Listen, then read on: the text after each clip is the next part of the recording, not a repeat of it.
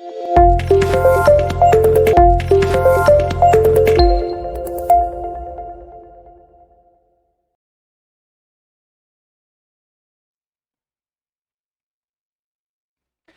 Guys, कैसे हैं आप लोग।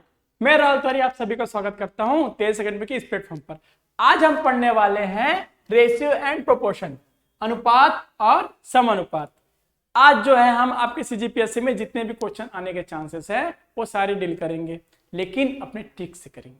ठीक है, पहला क्वेश्चन देखते हैं। पहला क्वेश्चन क्या बोल रहा है, फाइंड इनवर्स रेशियो ऑफ 2:3:4 2:3:4 का व्युत्क्रम अनुपात ज्ञात कीजिए। इस टाइप के क्वेश्चन आपने अगर एग्जाम और भी दिए होंगे तो आपको पता है कि इस टाइप के क्वेश्चन आते हैं। ठीक है, तो देखिए इस टाइप के क्वेश्चन को सॉल्व करने का टेक्निक क्या होता है। आपको क्या है, किसका निकालना है, 2:3:4। तो आपको जो है पहले इनका एलसीएम निकाल लेना। क्या निकाल लेना है, एलसीएम। मतलब आपको पता चल रहा है इनका एलसीएम क्या आ रहा है, 12। क्लियर। तो क्या अब देखिए 2 में क्या 6 मल्टीप्लाई करेंगे तो 12 आएगा, क्या 6 कर दीजिए। 3 में क्या 4 कर दीजिए, और 4 में क्या 3, तभी तो 12 आ रहा है। तो ये जो रेशियो आ रहा है ना, यही रेशियो जो है इसका व्युत्क्रम है, इसका इनवर्स है।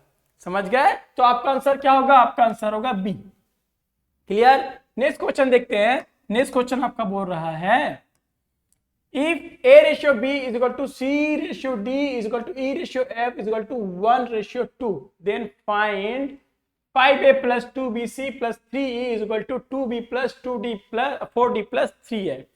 ठीक है, तो देखिए इसमें जो है इतने सारे रेशियो दे दिए आपको, तो घबराना नहीं है, बहुत इजी क्वेश्चन है। क्या करना है आपको, देखिए क्या दिया है, a by b is equal to c by d is equal to e by f is equal to 1/2। Clear.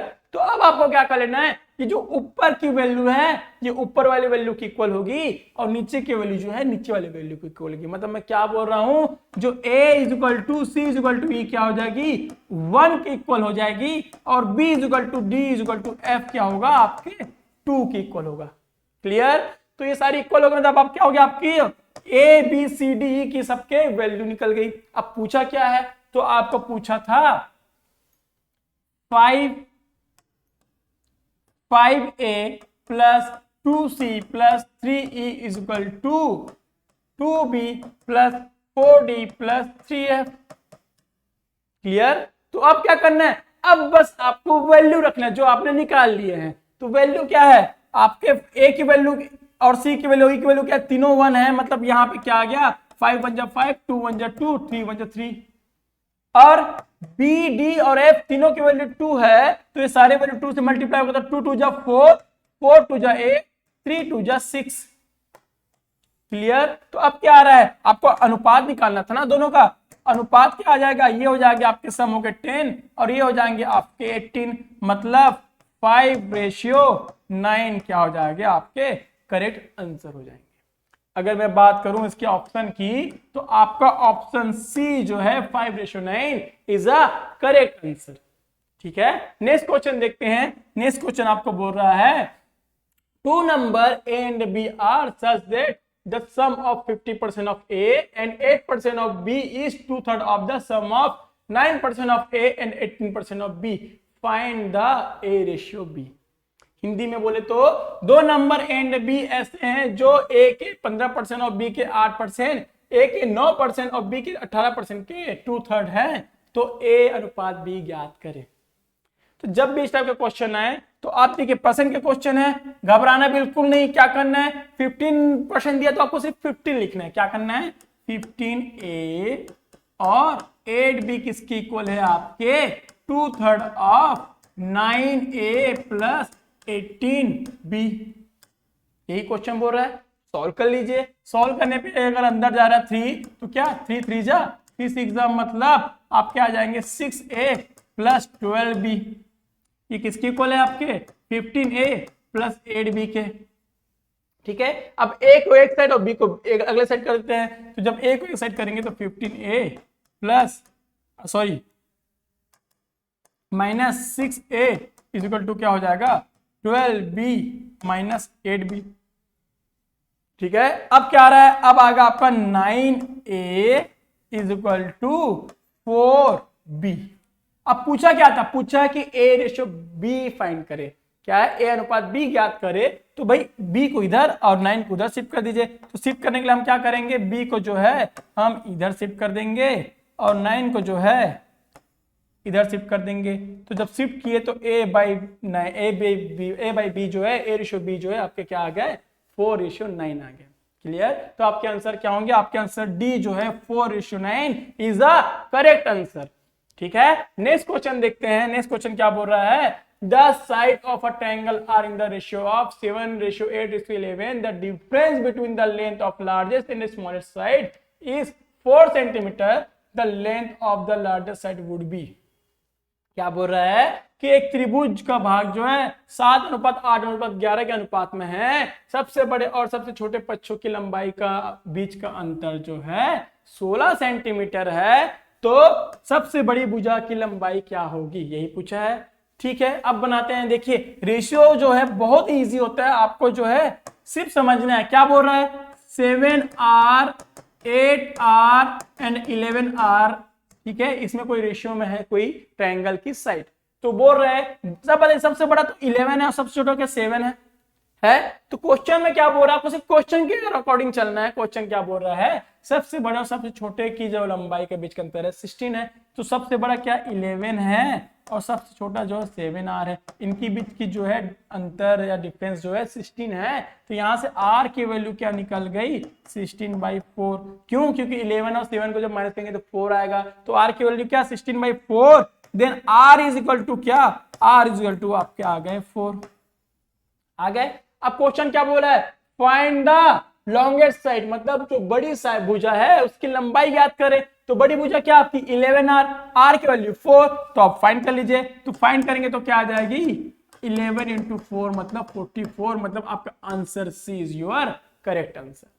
ठीक है, नेक्स्ट क्वेश्चन देखते हैं। नेक्स्ट क्वेश्चन आपको बोल रहा है the incomes of Prateek and Rajesh are in the ratio of 5:6 and their expenditure are in the ratio of 7:9 if they are say of 4,000 and 3,000 respectively, find what are their incomes।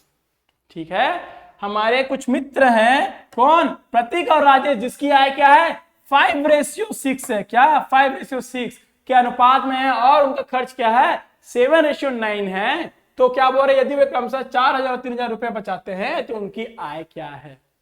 ठीक है, अब देखिए जब भी इस टाइप का क्वेश्चन है तो आपको इसके लिए बहुत ही अच्छे फंडे हैं। क्या करना है, क्या क्या दिया आपको, उनके इनकम के क्या दिए, उनके इनकम के रेशियो दिए हैं आपको, इनकम के रेशियो दिए हैं आपको 5:6। ठीक है, और आपको जो उनके एक्सपेंडिचर के रेशियो दिए हैं क्या 7:9। क्लियर। अब क्या बोल रहा है, बचा कितना पा रहे हैं वो लोग, आपके जो है खर्च कितना बचा पा रहे हैं आप लोग, वो लोग 4,000 और 3,000। ठीक है, अब देखिए जब भी आपको इनकम और खर्चे से रिलेटेड क्वेश्चन है तो वो क्या करना है, ये जो इनको जो है इनकम एक्सपेंडिचर और जो खर्चे उनके फॉर्म में लिख के आपको कर देना है इनका क्रॉस मल्टीप्लाई। क्या कर देना है, क्रॉस मल्टीप्लाई कर देना है। क्रॉस मल्टीप्लाई किस टाइप का, अब जब इनका क्रॉस मल्टीप्लाई करेंगे तो जो बड़ी वैल्यू पहले तो 9 जा 45। ठीक है, 45 r इज इक्वल टू, इसको r के फॉर्म में लिखेंगे तो 45 r क्या हो जाएंगे आपके माइनस किसके 42 r के। ठीक है, 7 6 42। ठीक है, इसके इक्वल हो जाएंगे कौन, अब इसको जब मल्टीप्लाई करेंगे तो ये क्या हो जाएगा आपके हो जाएंगे 36,000 माइनस 7 3 जा 21,000। क्लियर, क्या आ गया 36,000 माइनस 21,000। अब देखिए सॉरी, यहां से r की वैल्यू क्या हो गई 3r हो गई, क्या हो गया, और यहां से उनका डिफरेंस क्या आ रहा है 15,000 आ रहा है 15,000। तो यहां से जो है आपकी r की वैल्यू निकल गई क्या 5,000। क्या निकल गई 5,000। तो आपको पूछा क्या है, आपको पूछा कि उनके इनकम्स क्या थे, उनके इनकम्स क्या थे, उनकी आय क्या थी। तो आपको देख पता चल रहा है यहाँ पे उनकी आय क्या है, उनकी जो आय है एक 5r है। क्या है 5r है, और r क्या है आपका, r तो 5,000 था, तो 5r मतलब क्या 5 into 5,000 करेंगे 5 इंटू 5000 करेंगे तो क्या आ जाएगा 25,000। क्या आ जाएगा 25,000। क्लियर। उसके बाद सेकंड का क्या 6R था, है ना, राजेश का 6R था, तो क्या हो जाएगा 6 इंटू जो है 5000 करेंगे तो क्या 30,000। तो आपका जो है आंसर कौन सा ए 25,000 और 30,000 क्या होगा आपका करेक्ट आंसर होगा। ठीक है इजी। हमने क्या किया, दोनों को क्रॉस मल्टीप्लाई करके इक्वल कर दिया, फिर वहां से आर की वैल्यू निकाल ली, फिर आपको जो भी पूछे, चाहे वो आपको इनकम पूछ दे या आपको वो कितने खर्च कर रहे हैं वो पूछ दे, आपको आसानी से निकाल लेंगे। ठीक है, अब नेक्स्ट क्वेश्चन देखते हैं। नेक्स्ट क्वेश्चन क्या बोल रहा है, अ बैग कंटेन्स ₹50 पैसे एंड 25 पैसे coins in the ratio of 3:2:4 if the total amount in the bag is 60 rupees, find the number of 50 पैसे कॉइन्स। समझ रहे हैं, इस टाइप के भी क्वेश्चन आपने 100% आपने क्वेश्चन पेपर में देखे होंगे। क्या होता है, अब बैग एक बैग है जिसमें क्या 3:2:4 के अनुपात में रुपए 50 पैसे और 25 पैसे के सिक्के हैं। यदि बैग में कुल 60 रुपए हैं तो 50 पैसे के सिक्कों की संख्या ज्ञात कीजिए। ठीक है, अब देखिए इसको बहुत इजी तरीके से बनाएंगे। अब बताइए है क्या क्या, आपके पास जो है एक रुपए के, ठीक है, फिर 50 पैसे के, फिर आपके पास 25 पैसे के क्या है सिक्के हैं, नंबर्स ऑफ सिक्के हैं, यही बोल रहे हैं। कितने, 1 रुपए के कितने अनुपात में, 1 रुपए के 3 के अनुपात में है, और 2 के क्या है, 2 के आपके 50 के 2 के R के अनुपात में, और आपके 25 जो है 4 के अनुपात में है। मतलब अगर मैं डायरेक्ट बोलूं कि 1 मेरा 3 है, 50 मेरा 2 है और 25 पैसे जो मेरे 4 है, मैंने क्या कर लिया, इसको मान लिया। अब देखिए अगर आप ऐसे मानते हैं तो क्या आपके पास 1 के कितने रुपए हो गए 3R, और 50 के क्या 50 को जो आप दो बार है 50 के आपके 2 सिक्के हैं, तो आपको 50 और 50 पैसे मिला के कितने रुपए बनते हैं 1 रुपए बनते हैं। तो यह क्या हो गया, ये भी आपके 1 रुपए हो गए। अब देखिए अब हम यहाँ पे उसकी वैल्यू फाइंड करें ना कि कितनी उसकी वैल्यू है।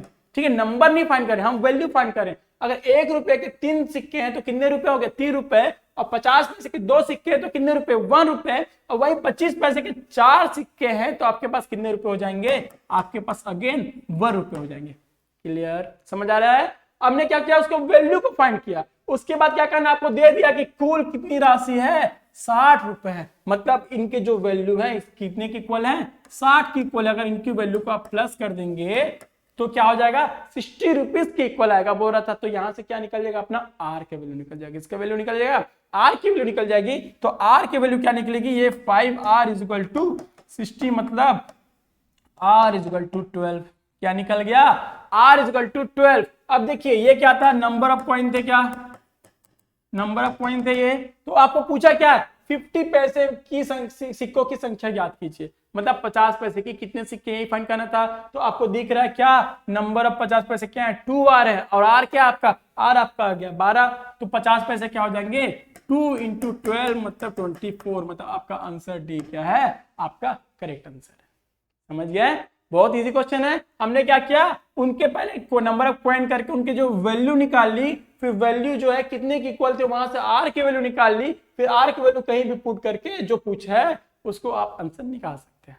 ठीक है, अब देखिए नेक्स्ट क्वेश्चन क्या बोल रहा है, the ratio of number of balls in bag X and Y is 4:7। ठीक है, 12 balls are taken from bag Y and are dropped in bag X। मतलब क्या कर रहा है, 12 बॉल जो Y से लेकर X में डाल दे रहा है। Number of balls are equal in each bag now, number of balls in each bag now is. क्या बोल रहा है कि आपको फाइंड करना है कि कितने बॉल आप जो हैं बैग में हैं, दोनों बैग में। ठीक है, क्या बोल रहा है, बैग X एंड Y में गेंदों की संख्या जो है 4:7 में है। 12 गेंदों को Y से लिया जाता है और बैग X में गिरा दिया जाता है।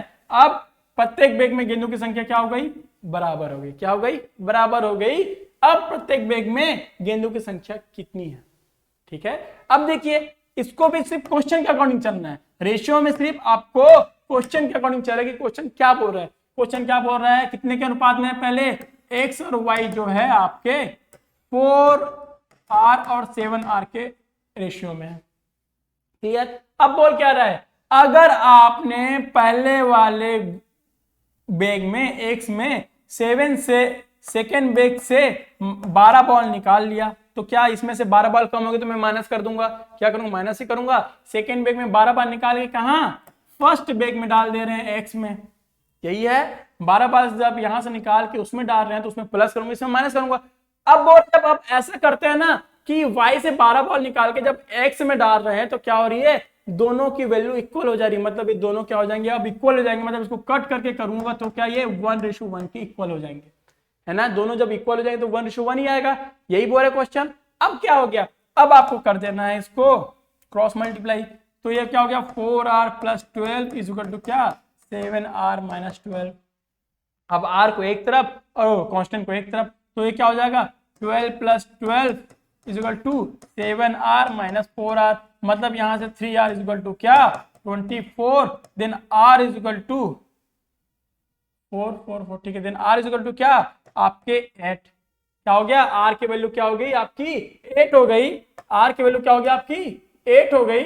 तो यहां से देखिए r की वैल्यू जब 8 हो गई तो आपको पूछा क्या है, आपको पूछा है कि कितनी इसमें आपके बॉल थे, यही पूछा है। अब बताइए अब क्या हो जाएगा, कितने बॉल थे आप एक बॉल यही थे, दोनों में कितने ईच बैग में कितने बॉल, मतलब दोनों बॉल जब दोनों बैग में क्या है बॉल अब तो बराबर है, तो कोई भी एक बैग निकाल लूंगा तो मेरा आंसर तो आना ही है। तो मैं किसी बैग को पकड़ लेता हूं, तो अगर मैं इसको पकड़ता हूं तो r की वैल्यू क्या है आपकी 8 है, तो 4 × 8 + 12 करेंगे तो ये क्या हो गया 32 + 12 मतलब 44 बॉल जो हैं अब हर एक बैग में है, ठीक है। और यही तो आपको पूछा था, क्या पूछा था कि अब प्रत्येक बैग में कितने बॉल है, तो अब प्रत्येक बैग में क्या 44 बॉल्स है।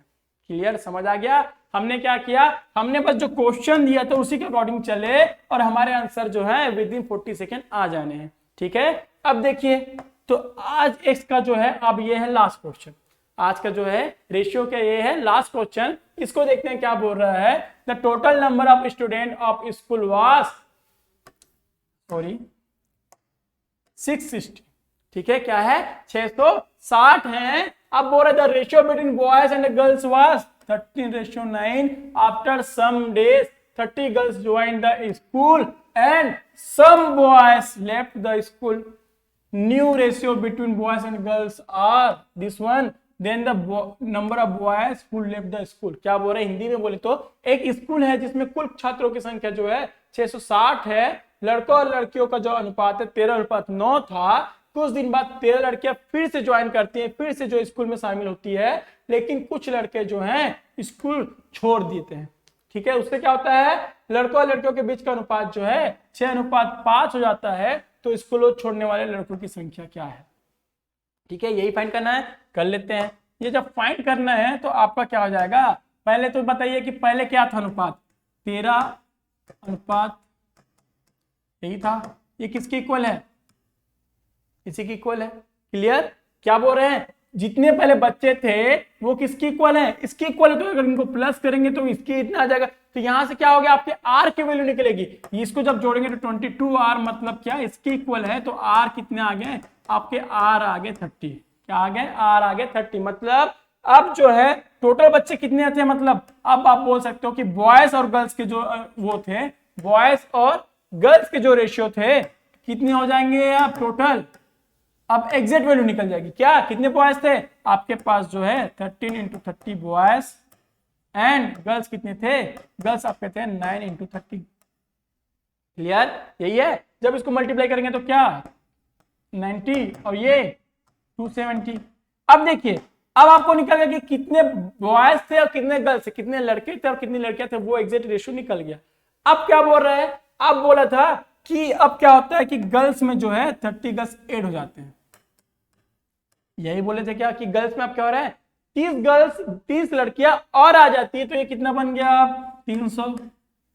क्लियर, और इसमें जो कुछ बदले छोड़ते हैं भी रहने दो, वो तो पता ही करना है। अब जब ये 300 हो जाता है तो न्यू रेशियो क्या होता है आपका न्यू रेशियो जो है कितना हो जाता है 6:5, मतलब अब जो है बॉयज और गर्ल का रेशियो क्या हो जाता है 6:5, यही है, बॉयज और गर्ल का रेशियो क्या हो जाता है आपका 6:5, जो 6:5।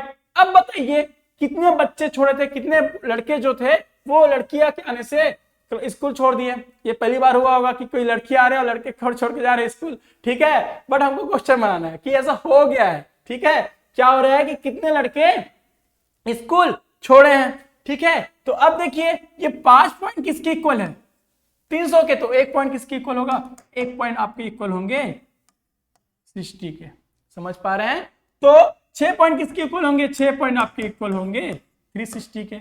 मतलब आप बोल पा रहे हैं अगर बच्चे लड़कियां 300 हैं तो लड़के कितने होंगे, 360 होंगे, तभी तो रेशियो 6:5 जो है आपका सेटिस्फाई करेगा, समझ पा रहे हैं। मतलब अब लड़के कितने होंगे 360, लेकिन पहले कितने थे, पहले आपके जो थे 390 थे, कितने थे 390, तो कितने कम हो रहे हैं आप देख पा रहे हैं यहाँ के 30 लड़के जो है कम हो जा रहे हैं, तभी जो रेशियो क्या हो रहा है 6:5 हो रहा है, ठीक है। 390 में जब 360 को माइनस करेंगे तो 30 आएगा। तो आप बोल सकते हैं कि जब 30 लड़के आती है तो 30 लड़के भी क्या करते हैं, छोड़ के जाते हैं, तभी रेशियो आपका क्या हो रहा है, आपका रेशियो 6:5 हो जाता है। तो आपका आंसर क्या होगा, आंसर ए होगा, ठीक है। तो इस तरह से आज का जो क्लास था यहीं पे एंड करते हैं और कुछ इस लाइन के साथ करते हैं। क्या है, ए परिंदे यूं जमीन पर बैठकर क्यों आसमान देखता है, ए परिंदे यूं जमीन पर बैठकर क्यों आसमान को देखता है, पंखों को खोल क्योंकि जमाना सिर्फ उड़ान देखता है, ठीक है। हमको क्या करना है, सिर्फ जमीन पे बैठ के आसमान को देखना बस नहीं, हमारे टारगेट को जो है सोचना बस नहीं है, उस टारगेट को पाने के लिए हमको क्या करनी पड़ेगी, हमारे पंखे को खोलने पड़ेंगे, हमारे पंखों को खोलना पड़ेगा, मतलब हमको मेहनत करना पड़ेगा, तभी तो हम क्या करेंगे, उड़ान ले पाएंगे, मतलब जो टारगेट देख रहे हैं उसको अचीव कर पाएंगे, ठीक है। तो इन्हीं लाइन के साथ आज का जो लेक्चर हम यहीं पे एंड करते हैं। Thank you.